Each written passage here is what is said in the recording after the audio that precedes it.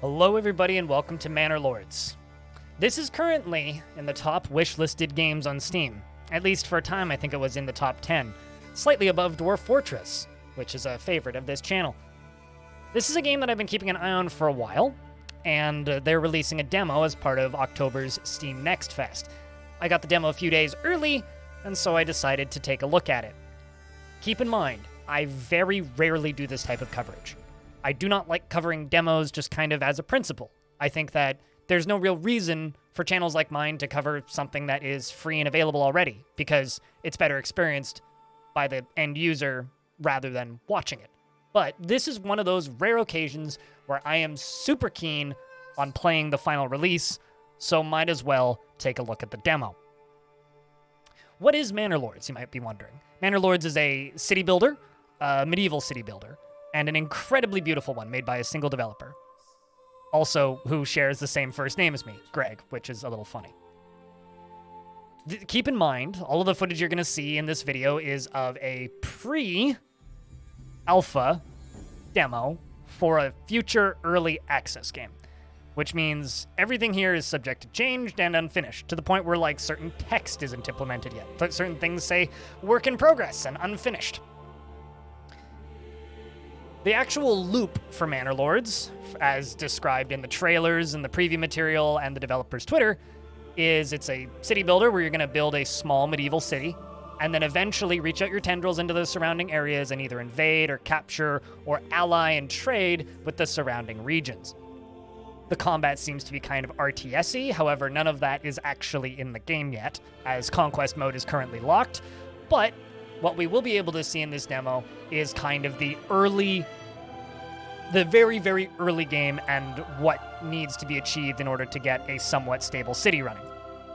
I have had one crash in the 3 hours of time I've spent playing this, so fingers crossed, everything remains stable. We have 3 different starting scenarios to choose from. Keep in mind, this demo does not have a save system, so wish me luck.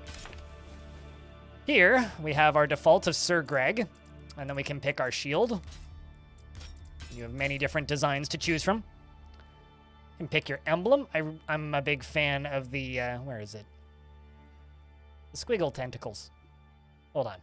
Let me find this. Oh, no, I'm not seeing it. Where did it go? Oh, no. I said I'm a big fan of it, and then I can't find it. Oh, there it is. Well, squiggle things. Big fan of that. Let's make our squiggle things purple. And we only have the primary colors, so let's go black. Black and purple. Then let's give us a pattern. And give that, I don't know, something like that. That looks pretty nice. Let's roll with this. Then here we have our game starting settings. I haven't changed these at all in any of my subsequent attempts, so we're just going to continue. Now, this game is extremely heavily wishlisted on Steam. And with good reason. It's absolutely gorgeous. But when you have a beautiful game like this, it's very difficult to really determine, is this game actually good, or is it all fluff? And that's what I hope to figure out, if not by the end of this demo, then during the actual early access release. And no, that draw distance really isn't an illusion. Of course, those hills off in the background are outside of the playable area, but let's just zoom out a little bit to give you an idea. So this is our current region, this red zone, Lochendorf. Now it does state, the region view shows you which regions are under your control. You can claim other regions when you gain enough influence. Claims can be refuted, or if a war is declared, blocked by the presence of an enemy army. Conquest mode is locked in the demo. So this is our playable area. This is our currently available area with wild animals, a stone deposit, an iron deposit. Maybe we decide we want to go after Kochenstadt or whatever that is and get their salt deposit. Maybe we just want to trade with them. This is what makes me really excited for this game. But if I zoom in a little bit, we can very clearly see these different regions. All right. So now this is our starting spot. All the way down here. And let's take a look at Bartholm's. Is it this sun or fire above? Heaven shine down and grow the land. Of course, when they're paused, they don't look like much. You can see their little fire. This is why this game is so anticipated, because gosh darn it, it's pretty. So we have a new message here. I should probably click this. There is a fire at the heart of every settlement, a bastion of safety, warmth and light, and the darkness of the world. On this cold spring morning, your men blow their fingertips, and their breath is clouding in the air. But there is plenty of work to warm them. As the toil begins, you can almost imagine as you hear the ring of anvils and the toiling of bells and the cries of the marketplace possibilities. In the distance, fog lingers in the hollows of the land, and the world is quiet, watchful, and waiting for you to choose which of those to make real. So we need to make a granary, a logging camp, a forager hut, and a storehouse. Before I do anything, I'm going to pause the game again. I'm going to click on roads. Now, the roads in this kind of mesh to the environment pretty naturally. So I'm going to just kind of give us a little idea of how the roads work, just so that you can see. Now, this tiny little road's going to appear, and as it gets used, it's going to widen, just like these other roads. But like I said earlier, the game wants me to make a granary. All right, well, let's start off with a granary. The game also wants me to make a logging camp, which I think we're going to do first. Let's place the logging camp nice and close to our current encampment, so it's not going to take them too long to build. Unassigned peasants automatically work in construction. If there is nothing to construct, they will help work with buildings with enable idle laborers switched on. Or you can assign people to go work on things full-time. There's this little hitching post, which is where they put the ox, I think, when it's not working. I'm just going to move that down by the road. And we could assign one worker, or we could just leave them both idle. I'm going to assign one worker to that hitching post. Now from there, we have that initial logging camp, so they're going to go start gathering the resources. Down here in the resources, we have foodstuffs and wood. Now, because I know what they're going to ask me to do next, the next thing that they're going to ask me to do is build a well as part of the next era, or next line of quests. But I'm going to build a well right now because I want to show you this mechanic. There's water veins these seem to be random. The map that I've played on for this demo has been the same every single time. However, these water veins seem to move every single time. So you want to be placing your well on a water vein so it actually works. The first time I actually did a playthrough, I built this first set of things and managed to cover every single convenient water vein and had to move stuff, so I'd rather not do that again. Now let's just watch them as they construct for a little bit. Find a good tree and soft ground. I love this dedication to detail. There's something that used to always bother me, especially about like real-time strategy games from my childhood, like Age of Empires, where they just bang on the side of the building and then the building pop would appear. And I've always imagined having games that slowly, piece by piece, put buildings together. And I think only just recently have we actually started to get games that do that. And I absolutely love this attention to detail. And of course, you know, we have this timber being transported by by our ox, Fridlin, and this lad transporting logs. Just little details like that. It's fantastic. Okay, so we've got that logging camp underway. We also need a forager hut, as well as a granary. So let's build that granary, I think. Let's do granary and storehouse next. So granary, I think we'll just plop right over here. And storage, put kind of on the road right there. So that's our granary, our logging camp, our forager hut, and our storehouse, but now we need a forager hut. Forager hut we're gonna probably put a little bit further away.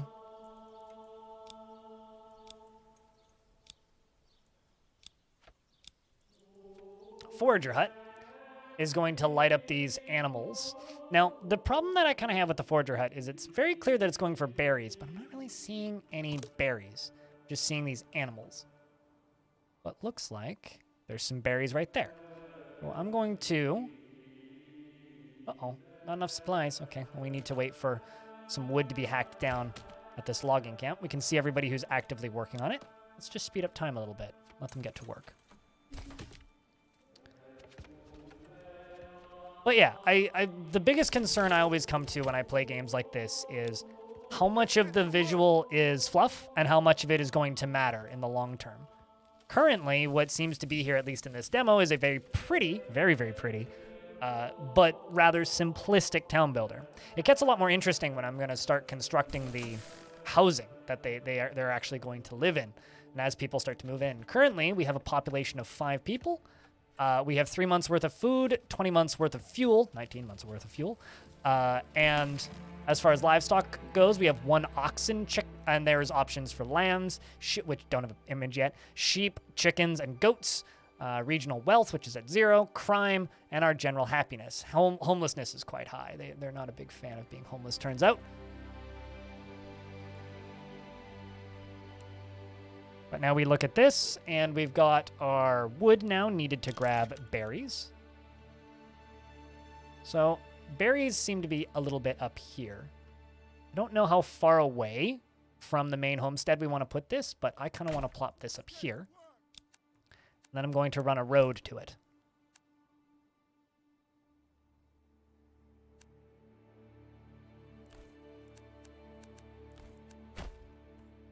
Kind of give them a little crossroads right there. So they'll be running off to there, so it's not too far. Let's speed up time again. Then eventually, as you can see trees going down, eventually they will run out to here. You can see time moving down here. One of the details down here is spring, frequent raining, berry deposits regrow, and plowing for some quick summer harvest is possible. Summer, crop harvests start in late summer. September, November, end of harvests and plowing and sowing. Autumn. Autumn is end of harvests and plowing and sowing. Crops recommended for maximum yield next summer. Berries will start disappearing. Winter, berry deposits vanish. Firewood is required for survival, and sheep shearing is forbidden. And there's a higher chance of getting ill. You can increase and decrease the priorities of stuff getting built while they're constructing it, which is also why our food supplies are dropping, because like maybe waited a little bit too long. And this is our housing system. So this is what the game's going to ask me to do on the next round. The housing system is quite interesting. You draw kind of these freeform plots, I would say. Freeform plots. Unless, actually, I don't quite have enough wood just yet. Maybe we should wait. But I don't quite have enough wood. So this, I want to get as many people working in as possible, as quickly as possible, because I probably should have made the forging hut first. Let's go, people. All right, so we've completed the settlement intro. Now we get to humble beginnings. Your supplies are dry and scarce, and the first stage of work is done. The stories your people tell around the fire of many dangers in the world, from beasts to blights and strange tales about foxes who go on a pilgrimage, or small creatures who spin gold from sunset to sunrise. They tell these stories to put common names to their fears. There's a space missing here. Soon, they'll teach these stories to their own children. It's time to bring wives and children to the settlement, now that they can take shelter in proper homes. For your lands to prosper and grow, you'll need not only workers, but families. So we need to make a well, which we've already done, and then we need to start making housing, which I'm going to do by making these little plots I was talking about earlier. So we build these squares, and then it asks, okay, how do you want to construct these? And then I need enough wood, which currently I don't have enough wood, so we might as well just wait for maybe a month or so to pass. And because we're still desperately in need of food, I think I'm going to give us a second thing that they haven't asked us to build yet, which is a hunting camp.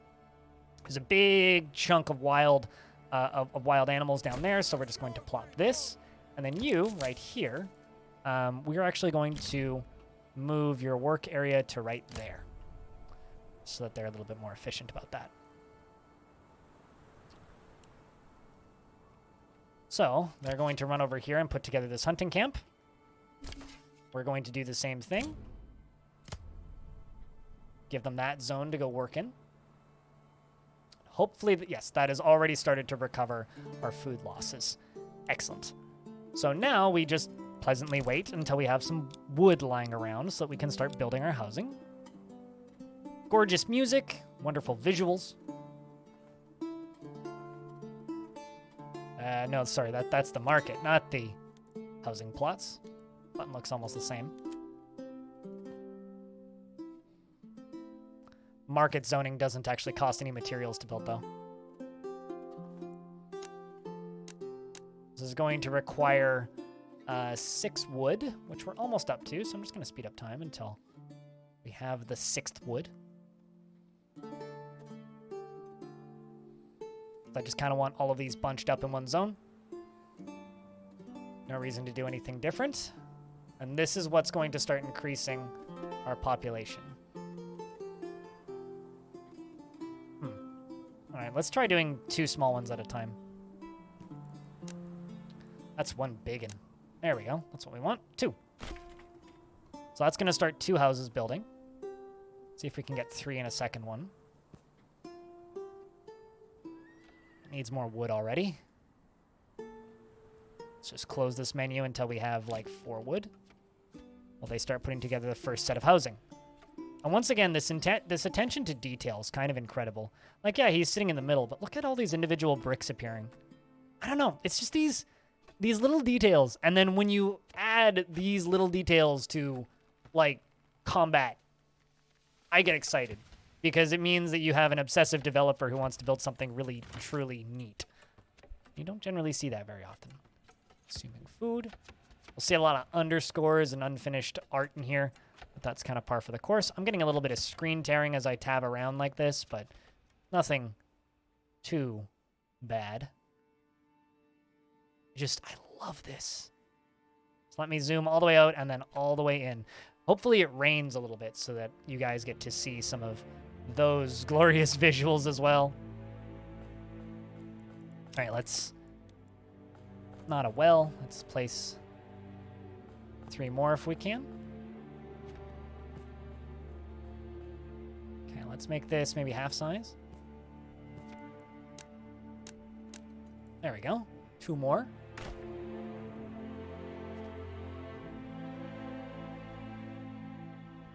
Then what we're going to have to do is we're going to have to gather some wood and then turn these into a, what's the word I'm looking for here? A higher tier. We're going to have to level the houses up to make them bigger.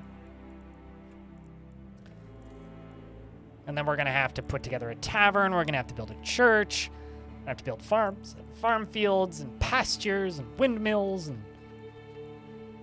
communal oven, maybe. Exposed food. Food hasn't been moved to the granary. I thought I built one of those, though. There it is. Could upgrade the granary to a large granary. And I just want to move that stuff over.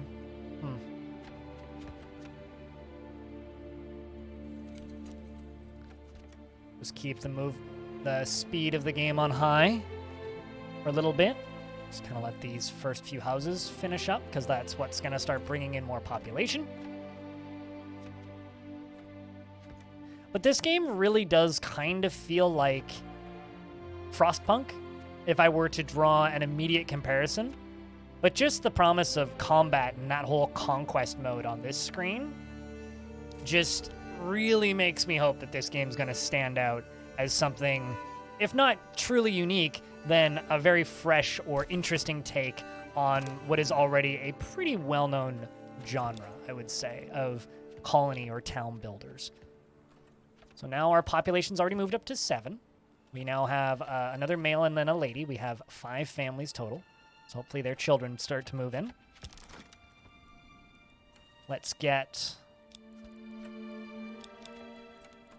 our final housing plot set up. Of course, we need the little circle to be on the roadway. The housing system kind of reminds me of Foundation a little bit, just in that it's very free form. It's not quite to the level where they go build their own houses and such, but it really does feel very creative and unique from building to building. I mean, like I said, this map has been the same every single time I've tried this demo, but by the end of the demo, every time it looks completely different. Like, genuinely looks completely different. We're now up to 9 people, so construction and labor is going to be a little bit more spaced out evenly. We still have quite a bit of a homelessness issue, but we are getting there. 2 more homesteads to construct. Now, if I look at these homesteads, upgrades and housing upgrades, right? So this grants a development point. In order to acquire the development point, we need all of these green squares to be finished. So we need faith, we need entertainment, we need clothing. But on top of that, we can also put vegetable farms in this. It doesn't provide yields in the winter, but it gives this family access to veggies. At least that's how I understand it to work. Now, because we don't quite have enough veggies, I don't get to do more.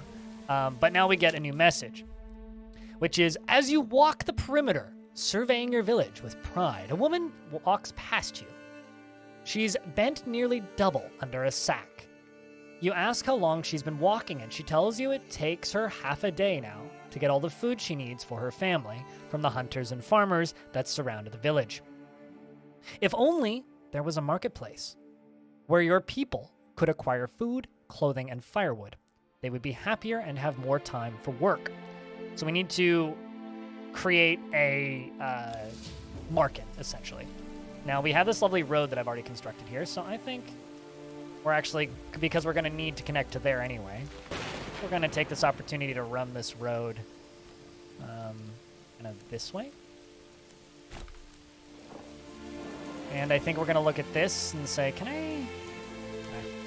kind of wish I could relocate that, but we're not going to need a huge zone. So I'm only going to be doing a few market stalls, but I need to build a small market. I think what I'm actually going to do is I'm going to run a road directly through it. Oh, can I not do that? Okay, fine game.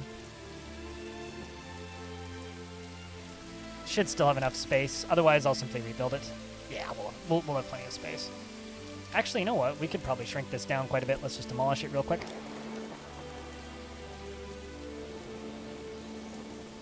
Doesn't need to be huge, like I said.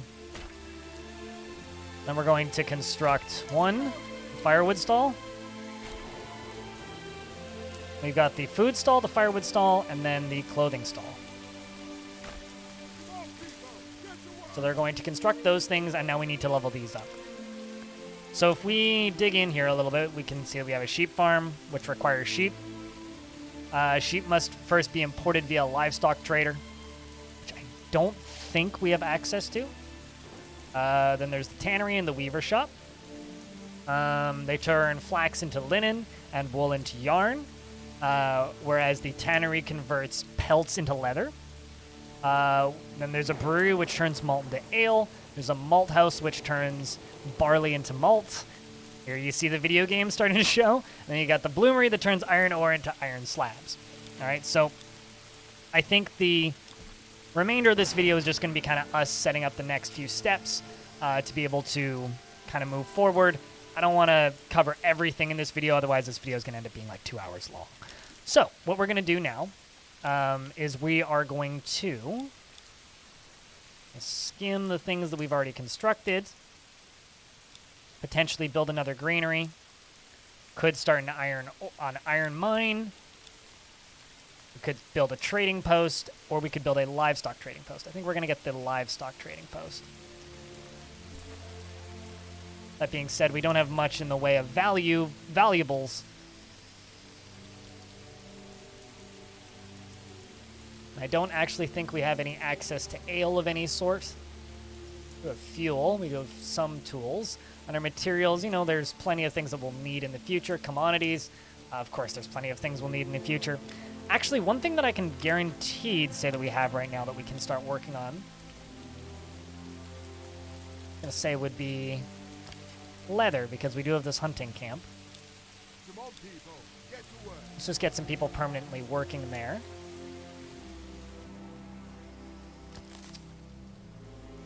And then we do still have those berries there, although it is a seasonal resource, so it is going to run out eventually. I think we're going to mess around with something I actually haven't messed around with yet. Let's try the farms. Which does require iron. You know what? Yeah, let's go to the...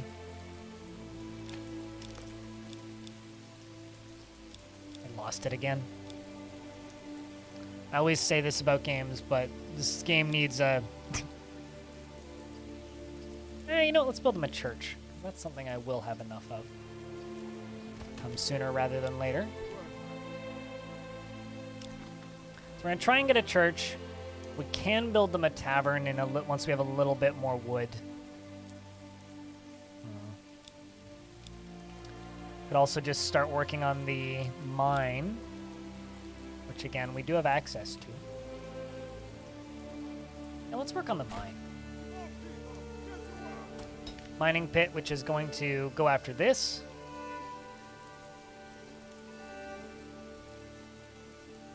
Which is going to start getting us ore that will need to be deconstructed. We've got food coming up. I do like that they will just take the quick run across the way without having to take the roads for certain things. They do move faster on roads, and I think that's where the livestock mostly go for transporting resources, but they also will just book it across.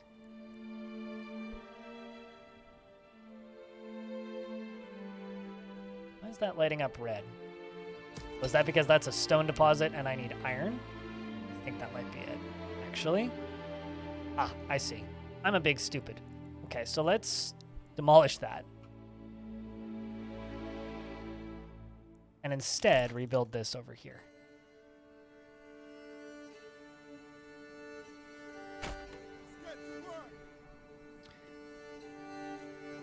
Apologies for my noobiness and not fully reading things.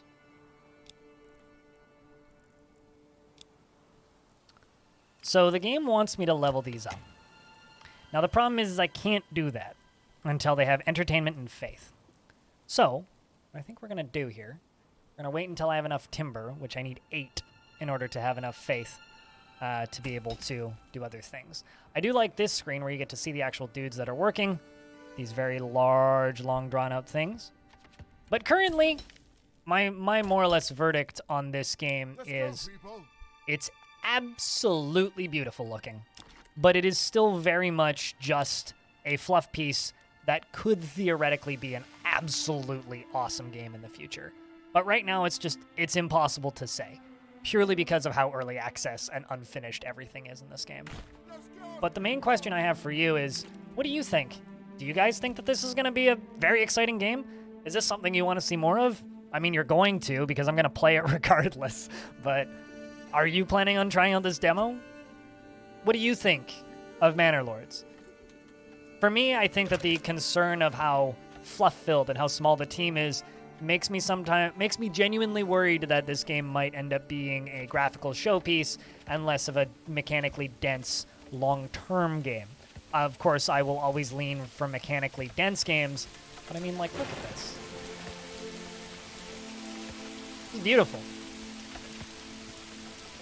We only have 2 months worth of fuel. That's not good. Does that mean I need logging camp, woodcutter? Probably a woodcutter lodge, right? That would make sense. Come on, people, get to work.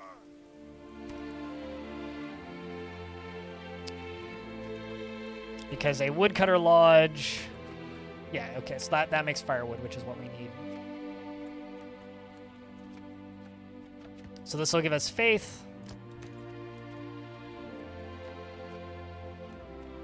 Which is something that we need.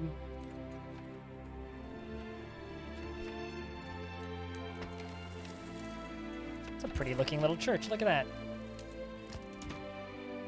All right, so now we have faith. We have fuel, faith.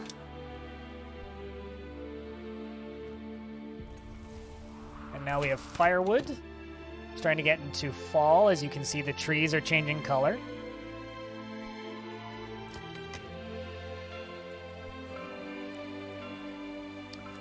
So the next thing we can build is we can build a tavern.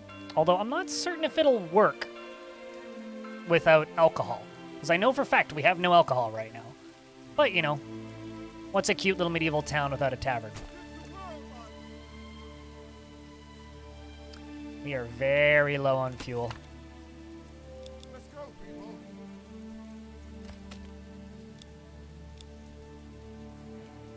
Come on, people. Get to work. The feeling we're not going to make it through the winter. But you know what? That's okay. These all full? That's the question. How big are these families? I'm wondering if maybe building another house will do it.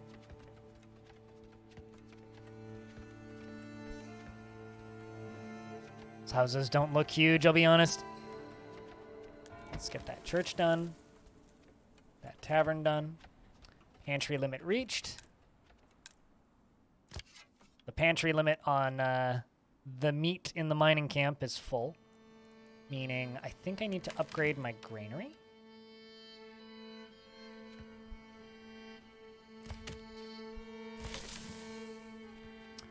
That is almost empty. Hopefully they just begin moving stuff. So this should give us the entertainment tick. Although, because it has no food in it and no alcohol currently, I'm not sure if it actually will count. We'll see. Fingers crossed. But low on supplies, low on food and fuel. Well, such is the way of things. Seasonal berries, some resources like berries die out in the winter as the snows begin. This is Manor Lords, everybody. An absolutely gorgeous little town builder. And a game that I'm looking forward to playing some more of. I might even stream a bit of this demo. That's how keen on this game that I am. If you want to see more videos like this of games that are potentially interesting to you as they are to me, check out this YouTube channel. I've got a ton of videos going up these days. A lot of Dwarf Fortress, more than you could reasonably watch in a lifetime, as well as a myriad of other games that I happen to be interested in. Are you going to check out Manor Lords? Are you going to play this? Does this look like a video game for you? Do you think this town's all going to starve to death this winter? I do. Once again, demo of an early access game. Thank you very much for watching this video. If you want to see more videos like it, I already said the other bit. If you want to support this video directly, you can do that via Super Thanks down in the comments section of this video. You can leave a tip on a comment, or alternatively, check out my Patreon, patreon.com/BLINDIRL. And if you want to see me play games live, my Twitch channel is in the description. Thank you very much for watching. I hope to see you in the next one.